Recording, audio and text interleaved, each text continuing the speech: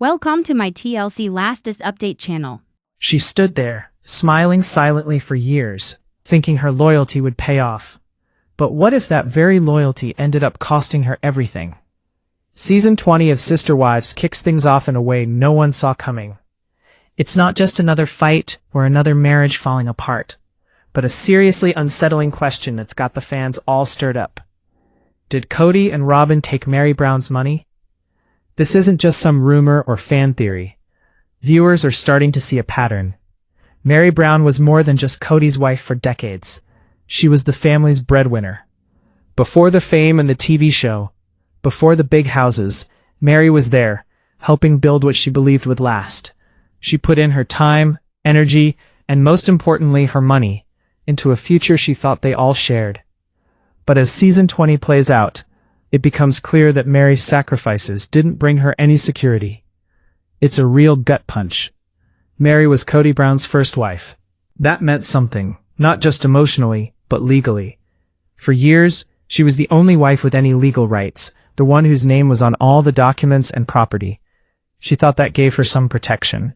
But things changed when Kody asked her for a big favor. Meri agreed to legally divorce Kody so he could marry Robyn. It was supposed to be for the good of the family and Robyn's kids. They made it sound like a selfless act that would make everyone stronger. But Meri didn't realize what she was doing.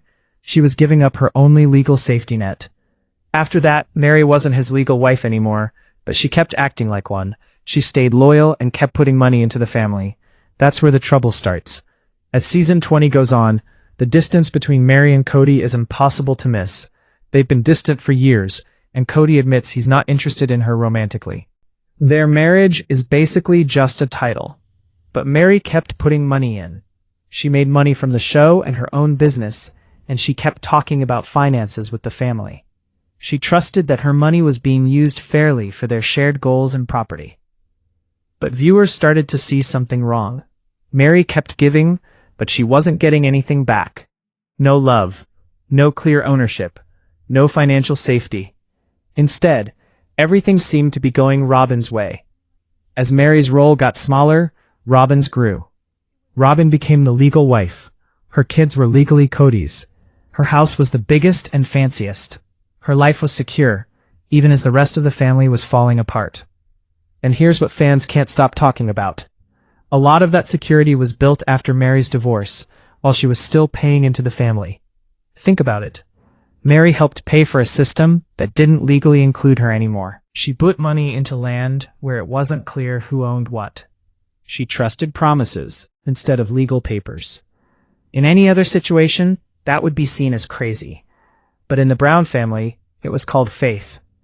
One of the most upsetting things about these episodes is what's not being said. Meri admits on camera that she doesn't fully get her financial situation. She doesn't know what she owns or what she's entitled to, and she doesn't seem to know how to even ask without causing a fight. That's scary.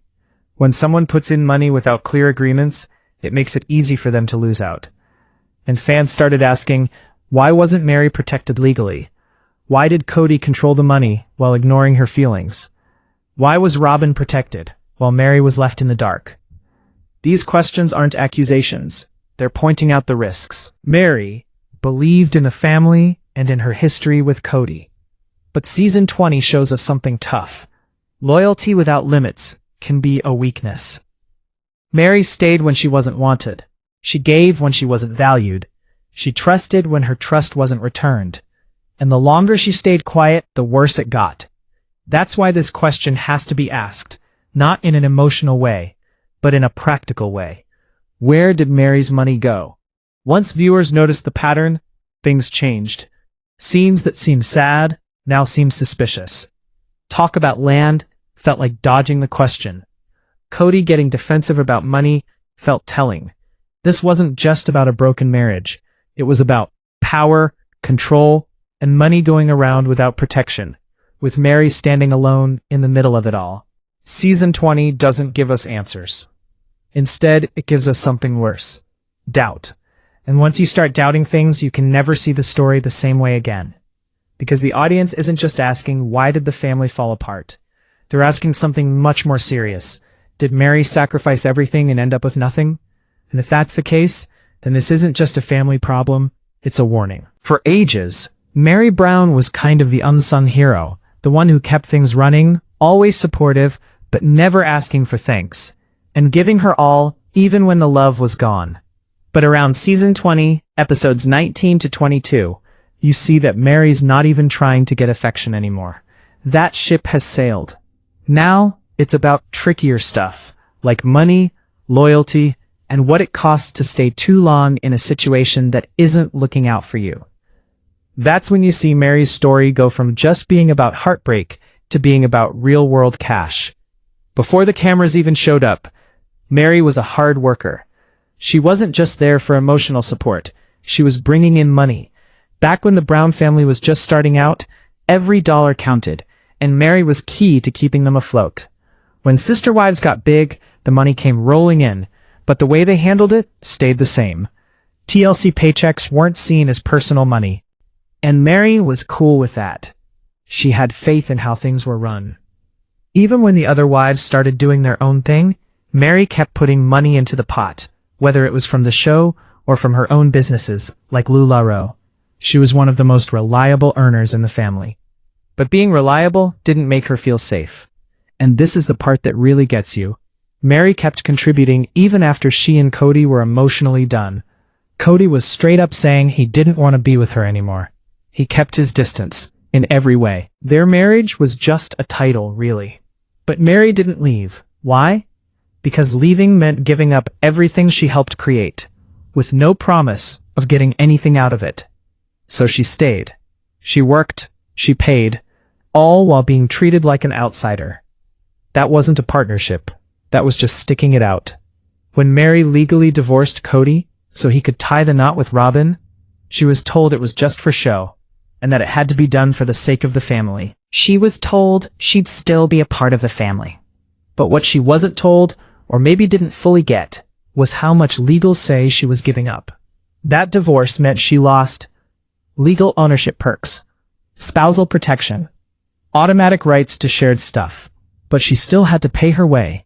That's a crazy imbalance. She lost protection, but kept up her contributions.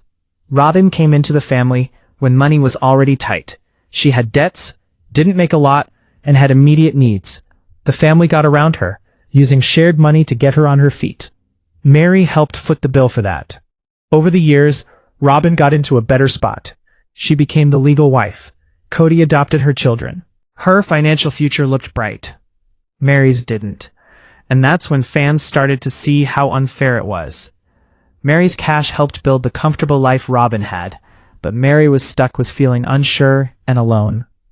One of the worst things about Meri's situation is that everything was so informal. No real contracts. No promises in writing. No legal papers making sure she'd get paid back or had ownership. Meri trusted words, not paperwork.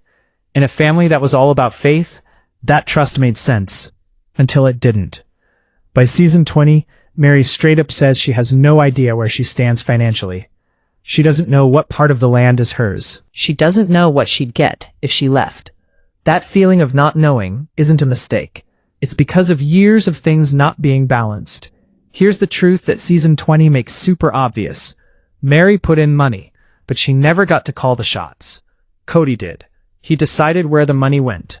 He decided what stuff mattered. He decided which wives were more important. And when Meri questioned anything, she was called difficult, negative, or not loyal. So she clammed up. That quiet came at a price. Even with everything she gave, Meri's part was slowly erased. She wasn't asked her opinion. She wasn't made to feel secure. She wasn't protected. She became a money ghost, there when they needed her cash, but invisible when it came to making decisions. And viewers saw it all. That wasn't a partnership anymore. It was just taking from her. This story isn't just sad. It's scary. Because what happened to Meri could happen to anyone who contributes without proof, trusts without protection, gives without limits. Season 20 doesn't point fingers, but it shows a situation that let things get out of balance. And Meri Brown is right in the middle of it all. A woman who gave everything, and might be left with way less than she should have. By the end of these episodes, Meri seems different. quieter, more distant, more aware. The loyalty that she was known for now feels heavy. Because she's starting to get something really important. Being the one who silently provides doesn't make you safe. It makes you open to being taken advantage of. And once that sinks in, the whole story changes. When families break up, feelings run high. But throw money into the mix, and the truth gets buried.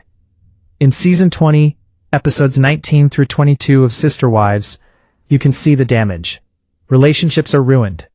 Trust is gone. But under every fight, every awkward talk, something worse than hurt feelings is stirring.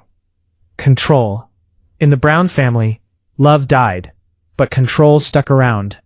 And that control followed the cash. For years, Kody Brown acted like the boss of the family, in terms of feelings, faith, and finances. He wasn't just a husband, he called the shots. Every big money decision went through him.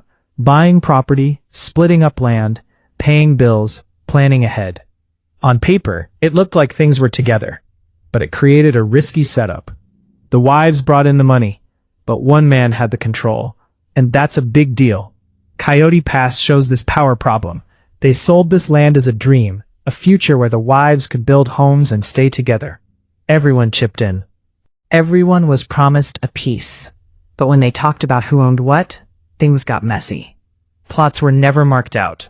Plans kept changing. Decisions were put off, over and over, and every delay kept Kody in charge. As long as nothing was set, no one could claim their share, especially Meri. A worrying thing in these episodes is how financial talks always end up confusing. Meri asks simple questions. Where do I fit in? What's my share? What if I leave? Instead of answers, she gets annoyed reactions. Kody gets defensive. The talk changes direction. The subject drops. This confusion isn't by accident. Power plays often confuse people. The more unsure someone is, the less likely they are to question the boss. Meri wasn't confused because she was dumb. She was confused because things were set up to be unclear. While Meri struggled to get answers, Robyn rarely questioned money stuff. Why? Because Robyn was in a safe spot. She was the legal wife. Her home was safe. Her kids were legally connected to Kody. When you're safe, you don't need answers. This difference between Meri and Robyn says it all. Meri needed honesty.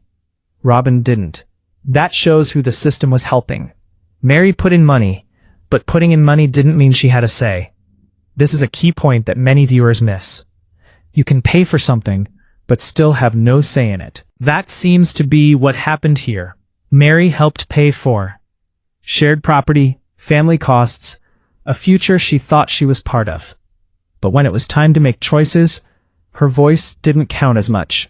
When things go wrong, the person without control takes the hit.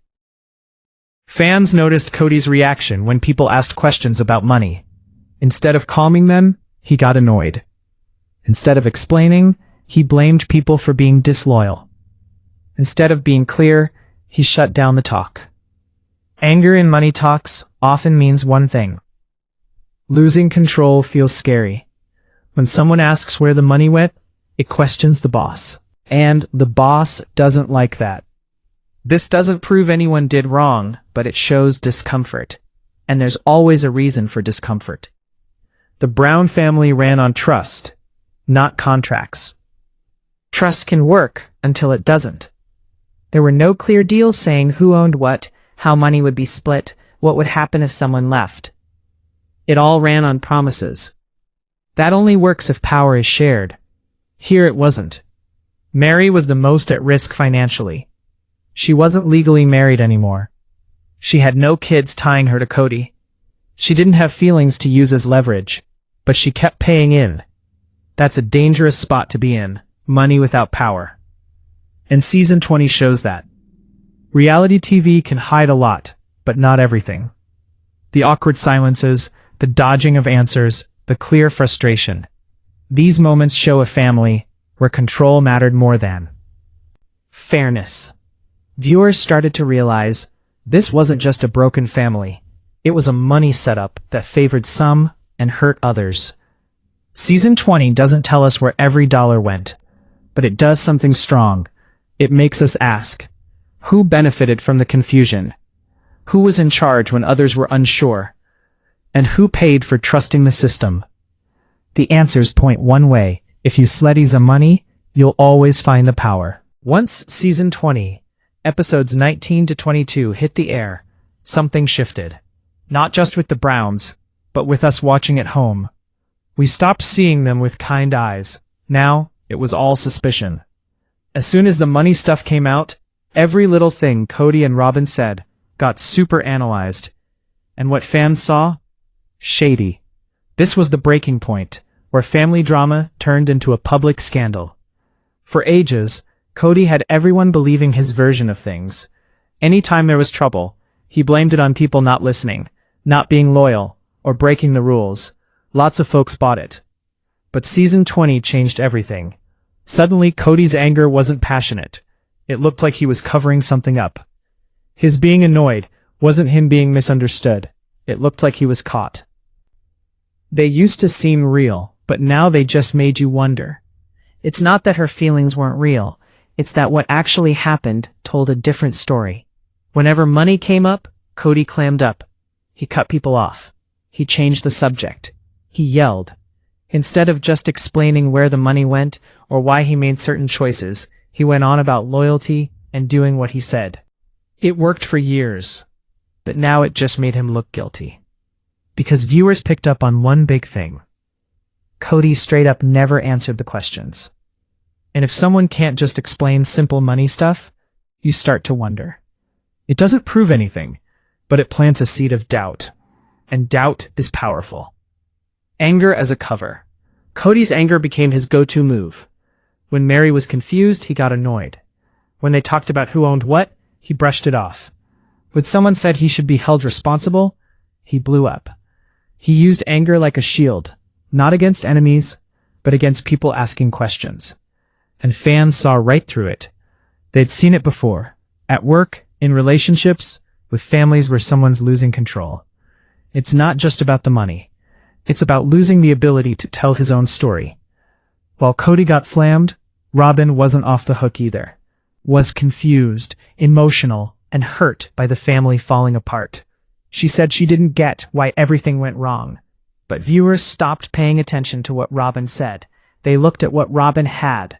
She had a legal marriage, a stable bank account, the biggest house, kids who were set, and she had all of that while Meri, the one who helped fund the whole family, was left with nothing.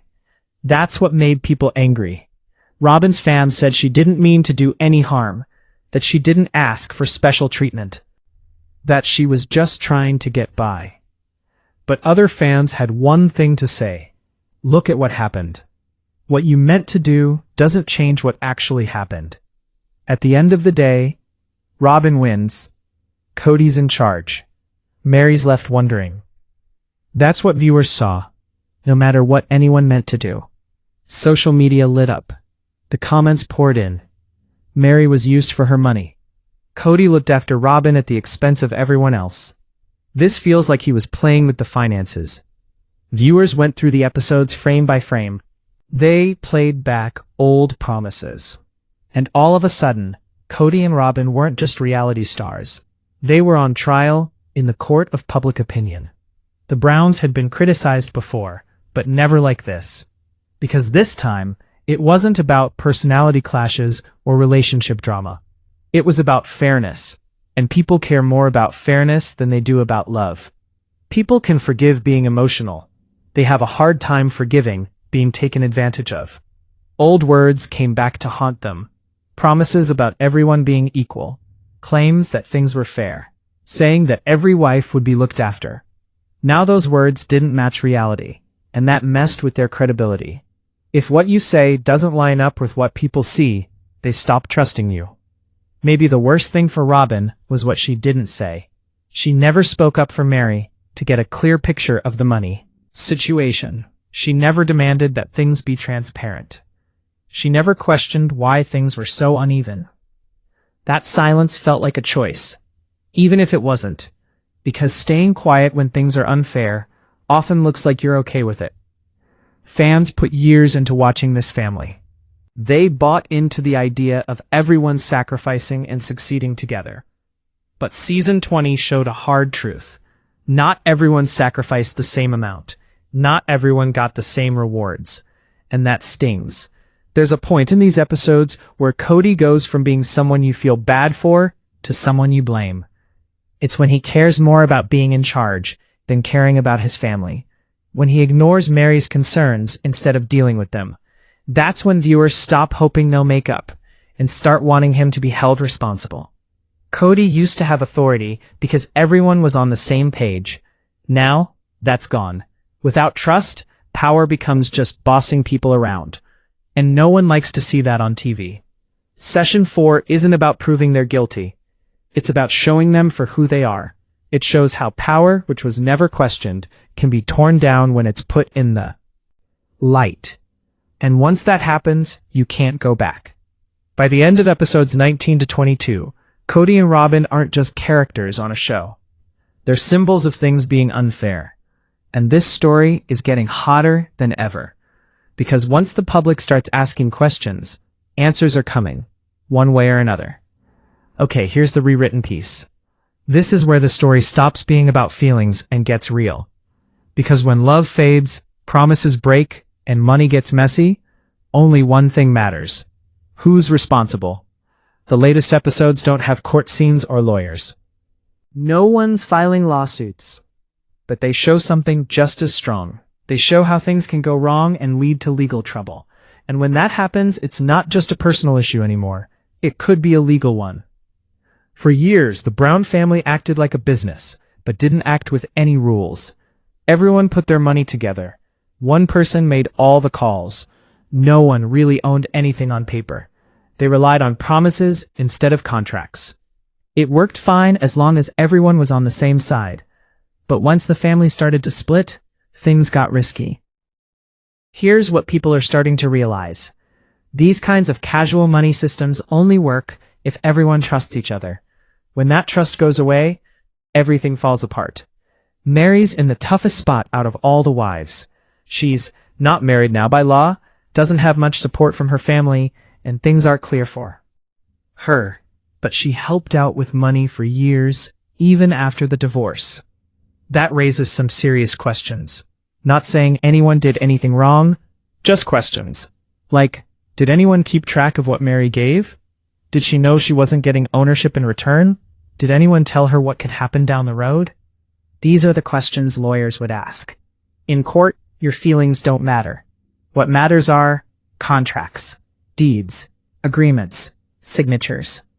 The current season makes you wonder, did the Brown family keep good records of their money for everyone involved? That doesn't automatically mean anyone did anything bad. But it's risky. When money changes hands without clear agreements, the law doesn't assume it was fair. And that helps whoever is in charge. Coyote Pass is a mess, and it could cause legal headaches.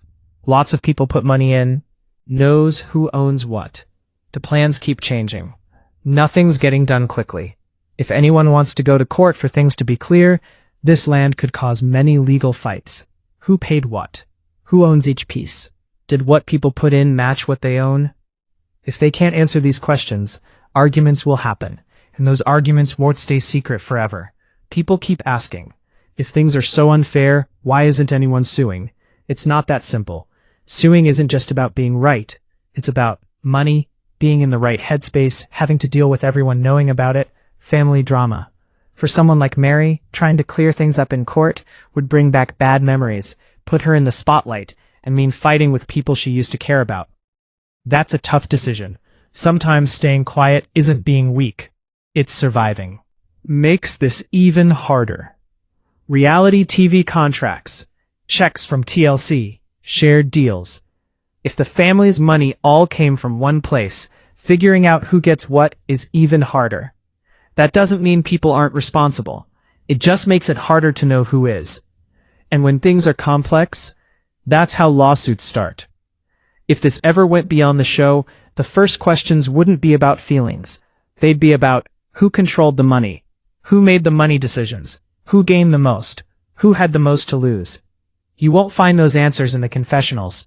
You'll find them in records. and the show suggests those records might not be clear. The recent episodes don't solve anything. Instead, they leave things open. Meri doesn't get answers. Kody doesn't show the books. Robyn stays out of it. That lack of closure is disturbing, and whether it's on purpose or not, it makes people wonder. Because money issues don't just go away. They wait. This isn't just the Brown family story, it's a warning. To anyone who lets feelings affect their money decisions, trusts people too much without paperwork, gives up things without protecting themselves. The show reveals how easily people can use your loyalty against you, and how quickly giving can turn into losing. No one says it on the show, but viewers do. When someone gives money and ends up with nothing, you start wondering why. Did someone take it? Did they use it wrong?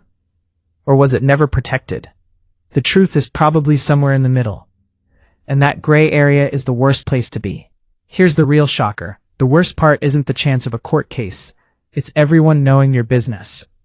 Once people see how unfair things are, it changes everything. End up in court, but people are already judging them. And on reality TV, that lasts forever. One last thing people don't realize. Meri doesn't need to sue to get her power back. Her story, which people ignored before, is now the loudest thing in the room. Her silence makes people ask questions. Her strength makes people wonder.